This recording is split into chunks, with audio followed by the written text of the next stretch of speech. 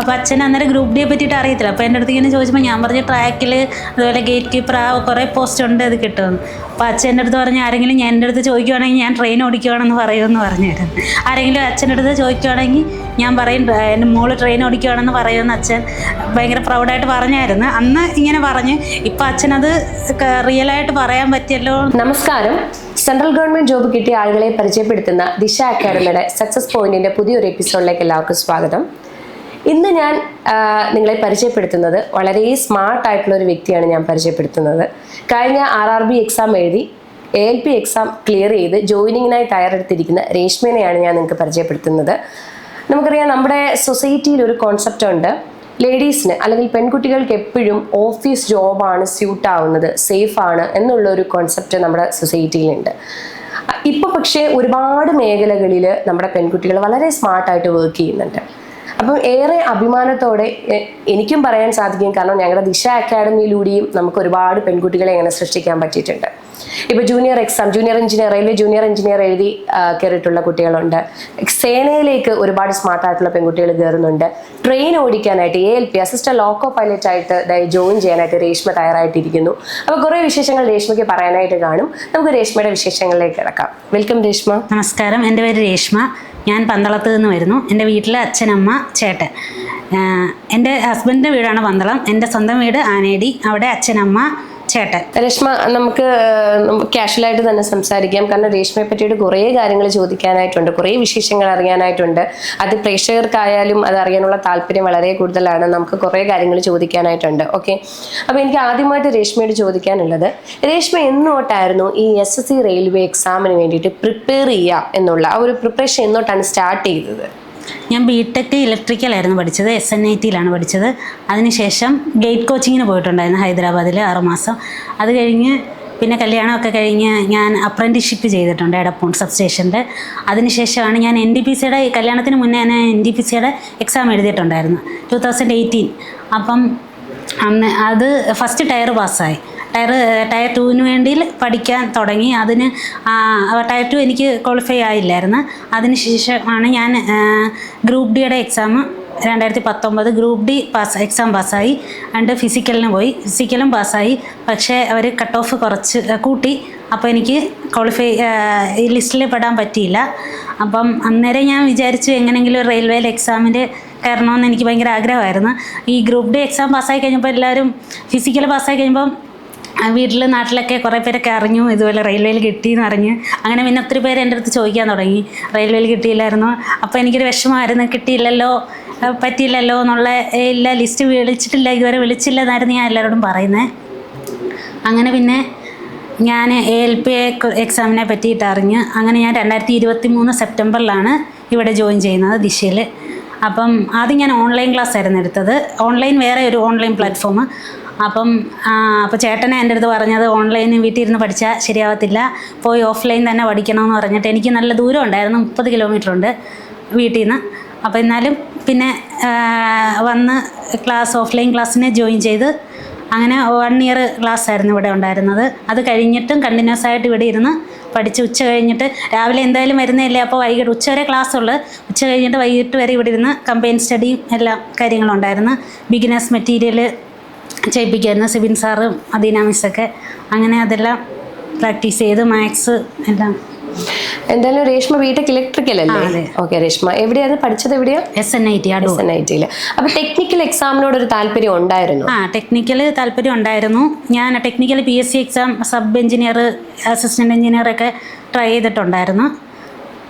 അപ്പം എനിക്ക് രേഷ്മയോട് ചോദിക്കാനുള്ളൊരു കാര്യം എന്ന് വെച്ചാൽ, രേഷ്മ കല്യാണം കഴിഞ്ഞ ഒരാളാണല്ലോ. അപ്പോൾ തീർച്ചയായിട്ടും കല്യാണം കഴിഞ്ഞ ഒരാളെന്ന് പറയുമ്പോൾ റെസ്പോൺസിബിലിറ്റി കുറച്ചുകൂടെ കൂടുതലായിരിക്കും. നമ്മൾ സിംഗിളായിട്ട് ഇരിക്കുന്ന സമയത്ത് പഠിക്കുന്നത് പോലെ അല്ലല്ലോ, തീർച്ചയായിട്ടും റെസ്പോൺസിബിലിറ്റി കൂടുതലായിരിക്കും. അപ്പോൾ ഇത്രയും റെസ്പോൺസിബിലിറ്റിയുടെ ഒക്കെ ഇടയ്ക്ക് ഇത്രയും ഡെഡിക്കേറ്റഡ് ആയിട്ട്, കാരണം 2019 NTPC എക്സാം ക്ലിയർ ചെയ്തു, പിന്നെ ഗ്രൂപ്പ് ഡി എക്സാം ക്ലിയർ ചെയ്തു. അപ്പോൾ ഇത്രയും ഡെഡിക്കേറ്റഡ് ആയിട്ട് പഠിച്ച് ഇപ്പോൾ ALP എക്സാം ക്ലിയർ ചെയ്ത് ജോയിനിങ്ങിനായിട്ട് നിൽക്കുന്നു. അപ്പോൾ അത് വളരെ നമുക്കൊരു അഭിമാനമുള്ളൊരു നിമിഷമാണ്. അപ്പം ഇത്രയും ആ ഒരു ജേണി അത് എങ്ങനെ ഉണ്ടായിരുന്നു എന്ന് വെച്ചാൽ, ഫാമിലിയുടെ സപ്പോർട്ട് അതൊക്കെ ഒന്ന് പറയാമോ രേഷ്മ? അതെ, ALP എന്ന് വെച്ചാൽ 3 ടയർ എക്സാം ആയിരുന്നു ഉള്ളത്. ഫസ്റ്റ് ടയർ ഞാൻ നേരത്തെ തന്നെ എനിക്ക് മാത്സ് ഭയങ്കര ഇഷ്ടമുള്ള ആളാണ്. അപ്പോൾ മാത്സ് അപ്പോൾ അതുകൊണ്ട് മാത്സ് ഇതിനകത്ത് മെയിനായിട്ട് മാത്സ്, റീസണിങ്, സയൻസ് ഇത് മൂന്നും കറക്റ്റായിട്ട് ടയർ 1 GK ഒരു 10 മാർക്ക് കറണ്ട് അഫയേഴ്സ് ഉണ്ടായിരുന്നു. അത് ഇല്ലേലും ഫസ്റ്റ് ടയറിൽ പാസ്സാവാൻ വേണ്ടി ഇത് മൂന്നും മതി. അപ്പം അങ്ങനെ ഫസ്റ്റ് ടയർ പാസ്സായി. വീട്ടിൽ നിന്ന് നല്ല സപ്പോർട്ടായിരുന്നു. ഹസ്ബൻഡാണെങ്കിൽ തന്നെ നല്ല ചേട്ടനാണ് എന്നോട് ഓഫ്ലൈൻ ക്ലാസ്സിൽ തന്നെ പോയി പഠിച്ചാൽ മതി, ഓൺലൈൻ വീട്ടിൽ ഇരുന്നാൽ എന്തെങ്കിലും പഠിക്കത്തില്ല, എന്തെങ്കിലുമൊക്കെ പരിപാടിയൊക്കെ കാണും. അപ്പോൾ അതുകൊണ്ട് അങ്ങനെ ഓഫ്ലൈന് വിട്ട് ക്ലാസ്സിന് തന്നെ പോയി പഠിച്ചാൽ മതി എന്ന് പറഞ്ഞ് വിട്ടത് ചേട്ടനാണ്. വീട്ടിൽ നിന്ന് അമ്മയായാലും അച്ഛനായാലും നല്ല സപ്പോർട്ടായിരുന്നു. തീർച്ചയായും ഒരു ഫാമിലിയുടെ സപ്പോർട്ട് എന്തായാലും ഉണ്ടാവുമല്ലോ. കാര്യം ഈ ഒരു ഇങ്ങനെ ഇത്രയും നാള് അല്ലേ, അത്രയും നാള് പഠിച്ച് ഈ ഒരു എക്സാം ക്ലിയർ ചെയ്ത് നിൽക്കുമ്പോൾ ഫാമിലിയുടെ സപ്പോർട്ട് എന്തായാലും തീർച്ചയായിട്ടും ഉണ്ടാവുമല്ലോ അല്ലേ. ഓക്കെ, അപ്പം ഈ എക്സാമിനെ പറ്റിയിട്ടൊന്ന് പറയാമോ രേഷ്മ? കാര്യം ഈ എനിക്ക് തോന്നുന്നു ഈ ALP എക്സാം എഴുതിയെടുക്കുക എന്ന് പറയുന്ന അത്ര എളുപ്പമുള്ളൊരു കാര്യമല്ല, വളരെ ടഫായിട്ടുള്ള ഒരു കാര്യമാണ്. കാരണം ഇതിനൊരു 3 ഫേസ് തന്നെ ഉണ്ട്. ഫസ്റ്റ് ടയർ ക്വാളിഫൈ ആവണം, ദെൻ സെക്കൻഡ് ടയർ എക്സാം ഉണ്ട്. സെക്കൻഡ് ടയറിൽ തന്നെ പാർട്ട് A പാർട്ട് B എന്ന് പറഞ്ഞിട്ടുണ്ട്. ടെക്നിക്കൽ ഏരിയ ഉണ്ട് പാർട്ട് ബിയിൽ, അത് ക്വാളിഫൈ ആവണം. അത് കിട്ടിയതിന് ശേഷമാണ് സൈക്കോമെട്രി വരുന്നത് അല്ലേ. ഫേസ് 3 വരുമ്പോൾ സൈക്കോമെട്രി ഉണ്ട്. അതിൽ റിജക്റ്റ് ആയി പോകുന്ന ഒരുപാട് ആൾക്കാരുണ്ട്. അതും ക്വാളിഫൈ ചെയ്ത് ജോയിനിങ്ങിനായിട്ട് ഇരിക്കുന്നു എന്ന് പറയുമ്പോൾ അത് തീർച്ചയായിട്ടും അതൊരു ഈസി ആയിട്ടുള്ള ഒരു കാര്യമല്ല. അപ്പം ഇപ്പോഴും നമ്മുടെ ഈ കേൾക്കുന്ന പ്രേക്ഷകരുണ്ടല്ലോ, അവർക്ക് ഇതിനെ പറ്റിയിട്ടൊക്കെ അറിയാത്ത ഒരുപാട് പേരുണ്ട്. എന്താണ് ALP എക്സാം എന്നും ഈ എക്സാമിന്റെ ഒരു ഫേസ് കാര്യങ്ങളൊക്കെ അതൊന്ന് പറയാമോ? ടയർ 1 ടയർ 2 അങ്ങനെ ഒന്ന് പറയാമോ? ഫസ്റ്റ് ടയർ 1 എക്സാം 75 മാർക്കിനാണ്. അതിന് മാത്സ്, റീസണിങ്, സയൻസ്, GK ഇത് 4 ആണുള്ളത്. പിന്നെ ടയർ 1 കുഴപ്പമില്ല, ഒത്തിരി പേര് പാസ്സാവും. അതിനുശേഷം റിസൾട്ട് നമുക്ക് വളരെ പെട്ടെന്ന് വരാറില്ല എക്സാമിന്റെ അല്ലേ? വരാറുണ്ട്, കുഴപ്പമില്ല. എന്നിട്ട് ടയർ 2 2 പാർട്ടായിട്ടായിരുന്നു. ആദ്യം 100 മാർക്കിന് പാർട്ട് A ഉണ്ട്, പിന്നെ പാർട്ട് B ട്രേഡ് ആണ് ഉള്ളത്. ടെക്നിക്കൽ ക്വസ്റ്റ്യൻസ് മാത്രമേ ഉള്ളൂ. ക്വാളിഫയിങ് നേച്ചർ ആണ്. 75 മാർക്കിലാണ് 26 സംതിങ് മതി, ക്വാളിഫയിങ് ആണ്. അത് എല്ലാവരും കുഴപ്പമില്ല, ട്രേഡ് അത്യാവശ്യം പാസ്സാവും. പക്ഷെ നമ്മൾ എത്രയും മാക്സിമം മാർക്ക് നമ്മൾ ഈ CBT 2-ന് പാർട്ട് A മാക്സിമം എത്ര മാർക്ക് മേടിക്കാൻ പറ്റുമോ അത്രയും മേടിച്ച് വെക്കുന്നത് സേഫ് ആയിരിക്കും. കാരണം സൈക്കോമെട്രിക്ക് നമ്മൾ അടുത്ത സൈക്കോമെട്രിക്ക് ജസ്റ്റ് പാസ്സാണെങ്കിൽ തന്നെയും ഈ രണ്ടും കൂടെ ആഡ് ചെയ്തിട്ടാണ് 70% ടയർ 2-ൻ്റെയും 30% CBAT ഈ സൈക്കോമെട്രിയുടെയും കൂടെ മാർക്കാണ് ലാസ്റ്റ് അവർ ലിസ്റ്റ് ഇടാൻ നേരം എടുക്കുന്നത്. അപ്പം എത്രയും മാക്സിമം നല്ല മാർക്ക് സ്കോർ ചെയ്ത് വെക്കാൻ പറ്റുമോ അതാണ് നല്ലത്. പിന്നെ സൈക്കോമെട്രി എങ്ങനെയുണ്ട്? എല്ലാവരും പറയാറുണ്ട് സൈക്കോമെട്രി കുഴപ്പമില്ല. നമ്മുടെ ഒരു മെമ്മറി ടെസ്റ്റ്, നമ്മുടെ ഒബ്സർവേഷൻ സ്കില്ലൊക്കെ ടെസ്റ്റ് ചെയ്യാൻ വേണ്ടിയിട്ടുള്ളതാണ്. അതൊരു 5 ബാറ്ററി ടൈപ്പാണ്. അത് മെമ്മറി കുറേ അതിനകത്തുണ്ട്. അത് കുഴപ്പമില്ല, നമ്മൾ കോൺസെൻട്രേറ്റ് ചെയ്ത് നല്ലപോലെ ഇരുന്ന് നമ്മുടെ പ്രാക്ടീസാണ് അതിനകത്ത് പ്രധാനമായിട്ടുള്ളത്. എത്ര സ്പീഡിൽ നമുക്ക് ചെയ്യാൻ പറ്റുമോ അത്രയും. അപ്പം രേഷ്മ ഇതൊക്കെ നേരത്തെ പ്രാക്ടീസ് ചെയ്തായിരുന്നു? സൈക്കോമെട്രിക്കൊക്കെ വേണ്ടി നേരത്തെ പ്രാക്ടീസ് ചെയ്യുന്നുണ്ട്? ഞാൻ എനിക്ക് സെക്കൻഡ് സ്റ്റേജ് കിട്ടുമെന്ന് കുറച്ച് ഉറപ്പുണ്ടായിരുന്നു. അപ്പൊ അതുകൊണ്ട് ഞാൻ സൈക്കോമെട്രിക്ക് ടൈം കിട്ടിയില്ലല്ലോ റിസൾട്ട് വന്നിട്ട് എന്നുള്ള രീതി, അതുകൊണ്ട് നേരത്തെ പ്രിപ്പയർ ചെയ്ത് തുടങ്ങിയായിരുന്നു. ഓക്കെ, അപ്പൊ ആക്ച്വലി ഈ ഒരു എക്സാം എഴുതണമെങ്കിൽ ടെക്നിക്കൽ നോളജും വേണം, നോൺ ടെക്നിക്കൽ നോളജും വേണം അല്ലേ? നോൺ ടെക്നിക്കലും ഒരുപോലെ അറിയാവുന്ന ഒരാൾക്ക് മാത്രമേ, നമ്മൾ ടെക്നിക്കൽ എക്സാം ക്വാളിഫയിങ് മാത്രമാണെന്ന് പറയുമ്പോഴും അതിനെപ്പറ്റി നല്ലൊരു നോളജ് വേണമല്ലോ തീർച്ചയായിട്ടും. അപ്പൊ ഇത് രണ്ടും ഒരുപോലെ പഠിച്ചെങ്കിൽ മാത്രമല്ലേ ഈ ഒരു എക്സാം ക്വാളിഫൈ ചെയ്യാനായിട്ട് പറ്റത്തുള്ളൂ. അപ്പൊ അത് കഴിഞ്ഞിട്ട് ഫൈനൽ ഒരു മെറിറ്റ് ലിസ്റ്റ് അല്ലേ? അതിനുശേഷം മെഡിക്കൽ, അതൊരു മെഡിക്കൽ ഭയങ്കര, അത് വിട്ടുപോയി. മെഡിക്കൽ എന്ന് പറഞ്ഞ മെഡിക്കൽ ഫിറ്റ്നസ് ഭയങ്കര ഇമ്പോർട്ടന്റ് അല്ലേ? ഓക്കെ, A1 സ്റ്റാൻഡേർഡ് ആണ് വേണ്ടത്. കണ്ണൊക്കെ അവിടെ മെഡിക്കൽ ഞാൻ RRB ബാംഗ്ലൂരാണ്. സോൺ ഏതായിരുന്നു? RRB ബാംഗ്ലൂർ വെച്ചായിരുന്നു മെഡിക്കൽ കുറച്ച് ടഫായിരുന്നു, കുഴപ്പമില്ല. നല്ല സ്ട്രിക്റ്റ് ആയിട്ട് കണ്ണൊക്കെ നല്ല ഇതായിട്ട് നോക്കും. പിന്നെ എല്ലാം നമ്മുടെ ഫുൾ ബോഡി ബ്ലഡ് ആണെങ്കിൽ തന്നെ ECG എടുക്കും, ബ്ലഡ് ടെസ്റ്റ് ചെയ്യും, യൂറിൻ ടെസ്റ്റ് എല്ലാം ഉണ്ട്. വളരെ സ്ട്രിക്റ്റ് ആയിട്ടുള്ള ഒരു മെഡിക്കൽ. അതെ. മെഡിക്കൽ കഴിഞ്ഞിട്ട് അവരൊരു പാനൽ ലിസ്റ്റ് ഇടും. അപ്പൊ 2 പാനൽ ഇട്ടിട്ടുണ്ട് ജോയിനിങ്ങിന്. അതിനുശേഷം അപ്പോയിന്റ്മെന്റ് ലെറ്റർ മെയിൽ വഴിയോ അല്ലെ പോസ്റ്റ് വഴിയോ ഉടനെ ഉണ്ടാവുമല്ലോ? ഉടനെ ഉണ്ടാവും. ഉണ്ടാവുമെന്നാണ് പറഞ്ഞത്. ബാക്കി എല്ലാ സോണും വിളിച്ചു. അല്ല, രേഷ്മ വെച്ചത് RRB ബാംഗ്ലൂർ അല്ലേ? എന്തുകൊണ്ടാ ബാംഗ്ലൂർ സോൺ വെച്ചത്? അവിടെ വേക്കൻസി കൂടുതലായതുകൊണ്ടാണ്. അതെ, വേക്കൻസി കൂടുതലാണ്. പിന്നെ ബാംഗ്ലൂർ നല്ല സോണാണെന്ന് പറയുന്നത്. ആദ്യം ഞാൻ സെക്കന്ദരാബാദ് ആയിരുന്നു വെച്ചത്. പിന്നെ ഇടയ്ക്ക് മാറ്റാനുള്ള ചാൻസ് വന്നപ്പോൾ ഞാൻ പിന്നെ നോക്കിയിട്ട് വിചാരിച്ച് അത്രയും നോർത്തിലോട്ട് പോകണ്ടെന്ന് വെച്ചിട്ട് പിന്നെ ബാംഗ്ലൂർ മാറ്റി വെച്ചത്. ഓക്കെ. അപ്പൊ ശരിക്കും പറഞ്ഞാൽ ഇതൊരു ടഫായിട്ടുള്ള ഒരു ജേണി തന്നെ അല്ലായിരുന്നു രേഷ്മ, ഇതല്ലേ? കാര്യം കുറെ 2019 മുതൽ ഒരു ജോലി കിട്ടാൻ വേണ്ടിയിട്ട് അല്ലേ? അതൊരു നല്ലൊരു ഹാർഡ് വർക്ക് രേഷ്മയുടെ ഉണ്ടാവുമല്ലോ. കാര്യം ഇത്രയും ഒരു കാലം കൊണ്ട് കുറേ കാര്യങ്ങൾ പഠിച്ച് പിന്നെ ഈ ഒരു എക്സാം തന്നെ ഒരു സിമ്പിളായിട്ട് കിട്ടുന്ന ഒരു എക്സാമും അല്ല. അപ്പൊ ഇത് കിട്ടിയെന്ന് പറഞ്ഞപ്പോൾ ഫാമിലിയിൽ ഒരു റിയാക്ഷൻ എങ്ങനെ ഉണ്ടായിരുന്നു ഹസ്ബൻഡിന്റെ ഒക്കെ? അതെ, ചേട്ടന് ഭയങ്കര സന്തോഷമായിരുന്നു. ഭയങ്കര ആഗ്രഹമായിരുന്നു എനിക്ക് ജോലി മേടിക്കണം. ഇത്രയും നാളായിട്ട് ജോലി എല്ലാവരും ചോദിക്കുന്നുണ്ടായിരുന്നു. അതുപോലെ എൻ്റെ അച്ഛനാണെങ്കിൽ തന്നെയും അച്ഛനോട് എല്ലാവരും ചോദിക്കുമായിരുന്നു മോക്ക് ജോലിയൊന്നും ആയില്ലേന്ന് എപ്പോഴും. അപ്പോൾ അച്ഛൻ എൻ്റെ അടുത്ത് ഒന്ന് പറയും ഇന്ന ആൾക്കാർ ഇങ്ങനെ ചോദിച്ച് ജോലിയൊന്നും ആയില്ലേന്ന് ചോദിച്ച്. അപ്പോൾ അച്ഛന് വിഷമമുണ്ടായിരുന്നു. ഇപ്പോൾ ഇതറിഞ്ഞപ്പോൾ ഭയങ്കര സന്തോഷമുണ്ടല്ലേ?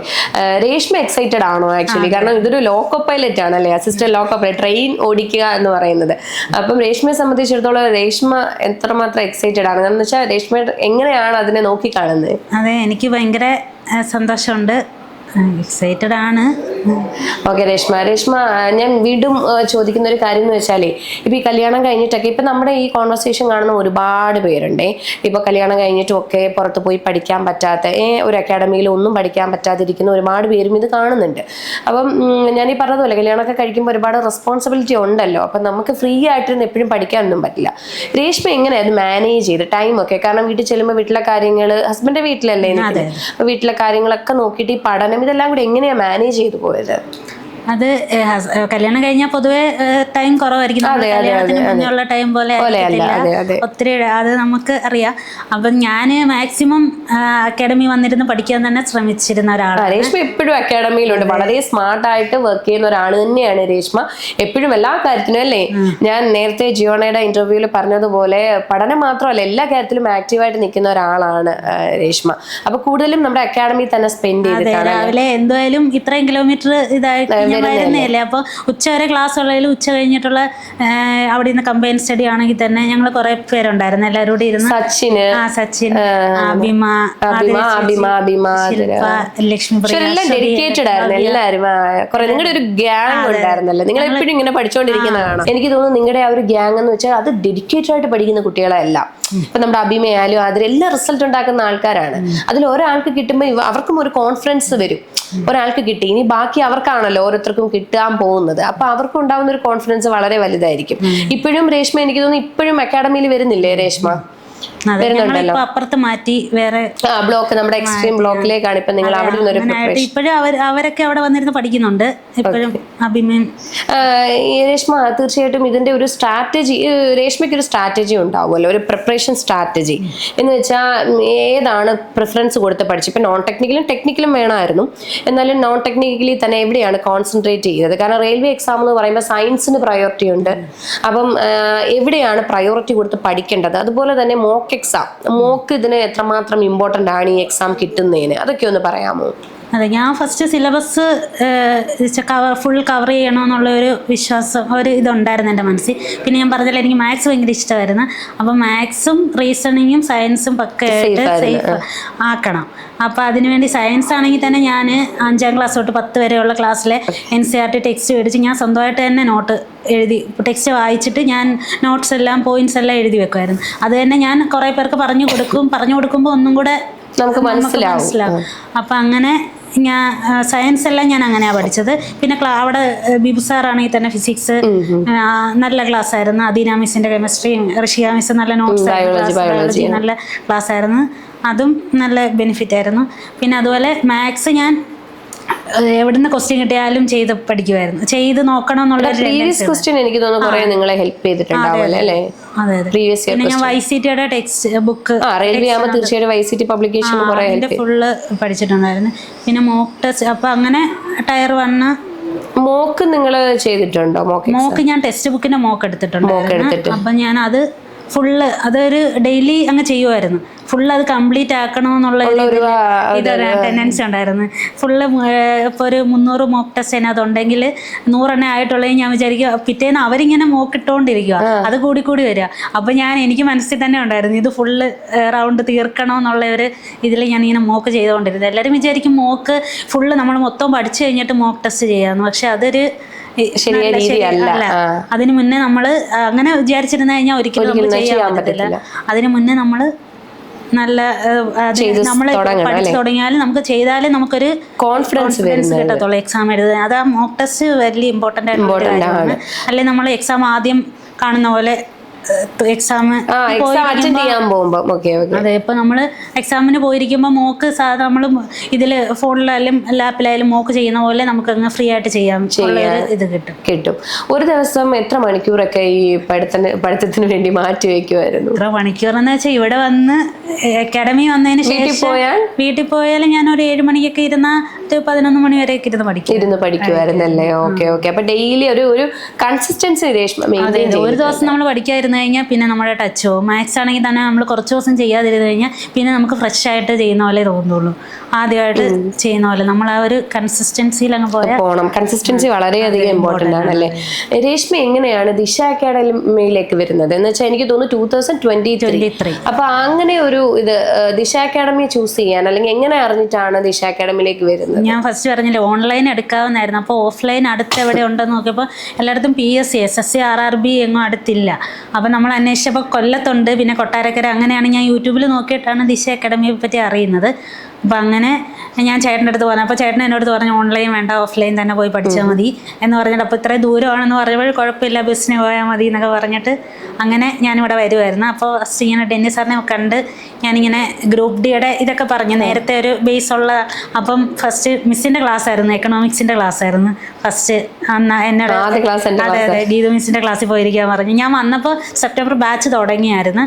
അപ്പോൾ കുറേ പിള്ളേരൊക്കെ ഉണ്ട്. അപ്പോൾ അങ്ങനെ മിസ്സിൻ്റെ ക്ലാസ്സിലാണ് ഞാൻ ആദ്യം വന്നിരുന്നത്. എനിക്ക് തോന്നുന്നു അക്കാഡമിയിൽ വന്ന് ആ ഒരു ഗ്യാങ് ഒരുപാട് അല്ലേ വന്ന് നമ്മുടെ ആ കുറേ ഗ്യാങ് ഉണ്ടല്ലോ കുട്ടികൾ ആതിര, അവരുമായിട്ടൊക്കെ ഒരു ഗ്രൂപ്പ് ആയത് രേഷ്മ ഒരുപാട് ഹെൽപ്പ് ചെയ്തിട്ടുണ്ട്. ഒരുപാട് ഹെൽപ്പ് ചെയ്തു. ഞങ്ങൾ ക്ലാസ് കഴിഞ്ഞിട്ട് ഞങ്ങൾ ഇരുന്ന് കമ്പൈൻ സ്റ്റഡി ഈ 1 ഇയർ ക്ലാസ് കഴിഞ്ഞിട്ട് അല്ലെ ഉച്ച കഴിഞ്ഞിട്ടാണെങ്കിൽ ബിഗിനേഴ്സ് മെറ്റീരിയൽ കഴിഞ്ഞാലും ഞങ്ങൾ അവിടെ ഇരുന്ന് കമ്പൈൻ സ്റ്റഡി ചെയ്ത് എല്ലാവരും കൂടെ പഠിക്കുമായിരുന്നു. ഏത് ടോപ്പിക്ക് പഠിക്കണമെന്ന് ഒക്കെ തീരുമാനിച്ചിട്ട് ഞങ്ങൾ ഒരുമിച്ചിരുന്ന് അത് ഒരുപാട് ഹെൽപ്പ് ചെയ്തിട്ടുണ്ട്. Okay okay. ഈ രേഷ്മ ഇനി എന്തായാലും രേഷ്മയ്ക്കും ആഗ്രഹം ഉണ്ടായിരുന്നല്ലോ ടെക്നിക്കൽ പരമായിട്ട് ഒരു എക്സാം ക്ലിയർ ചെയ്യണം എന്നുള്ളതൊക്കെ. അപ്പം തീർച്ചയായിട്ടും ഇപ്പൊ ജോയിനിങ്ങിന്റെ ഇനിയിപ്പോൾ ഉടനെ വരുമായിരിക്കുമല്ലോ. അപ്പൊ ഈ ഒരു എക്സാം അല്ലെങ്കിൽ ഈ ഒരു ജോലിയിൽ തന്നെ സ്റ്റിക്ക് ഓൺ ചെയ്യുക എന്നുള്ളതാണോ അതോ മറ്റെന്തെങ്കിലും ജോലിക്ക് വേണ്ടി ഇനി നോക്കുന്നുണ്ടോ?